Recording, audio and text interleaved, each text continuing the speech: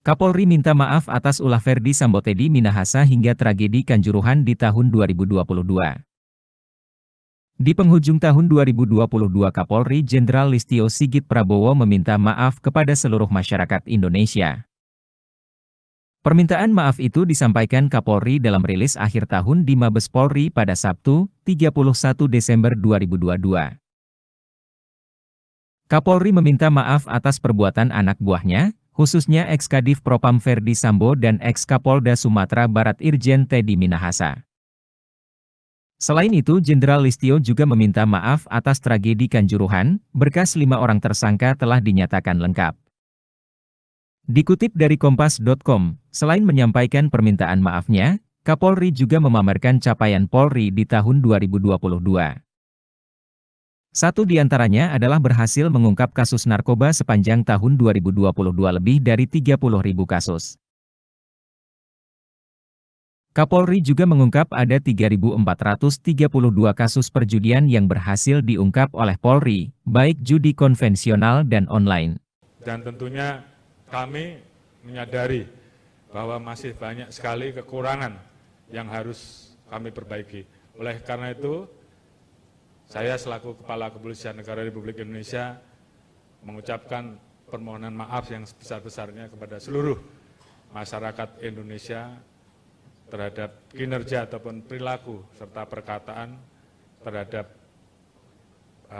pelayanan terhadap perilaku dari anggota kami yang mungkin tidak sesuai dengan harapan masyarakat.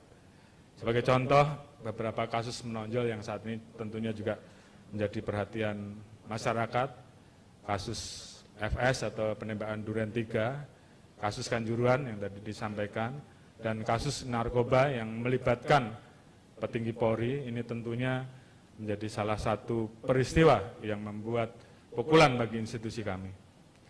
Oleh karena itu saat ini kami terus mengusut tuntas dan teman-teman juga mengikuti bahwa terkait dengan kasus Duren 3 saat ini semuanya sudah masuk ke persidangan, baik terkait dengan kasus 340 dan 338,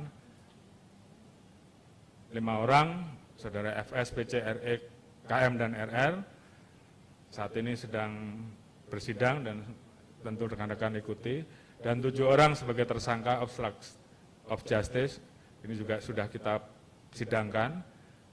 Sedangkan yang lain terkait dengan kasus narkoba jenis sabu yang melibatkan salah satu petinggi Polri di Sumbar, saat ini kami telah menetapkan 10 orang tersangka. 5 orang diantaranya anggota Polri dan 5 lagi masyarakat. Ini juga sebagai bentuk komitmen kami untuk menerapkan zero toleran terhadap kasus narkoba. Jadi siapapun, apapun pangkatnya, apabila terlibat, kita proses tegas. Jadi ini bagian dari komitmen kami terkait dengan pemberantasan narkoba dan juga kasus-kasus lain. Terkait dengan Kanjuruhan, saat ini kami telah menetapkan 6 orang sebagai tersangka. 5 tersangka telah kami limpahkan ke JPU, telah P21. 1 tersangka saat ini masih dalam proses pemenuhan berkas perkara. Mudah-mudahan ini juga bisa selesai. Kemudian 20 personel saat ini kita proses dengan dugaan kode etik. Ada juga tekanan untuk ini bisa diproses terkait dengan pidana. Dan kami membuka ruang untuk itu. Beberapa waktu yang lalu telah dilaksanakan gelar perkara dengan menghadirkan ahli-ahli pidana. Namun demikian terhadap penambahan pasal 340 ataupun 338 itu berdasarkan keterangan para ahli tidak bisa dipenuhi, sehingga tentunya kami menindaklanjuti apa yang menjadi petunjuk dan temuan-temuan tersebut. Tapi pada prinsipnya Polri selalu terbuka untuk menerima masukan dan aspirasi dari masyarakat.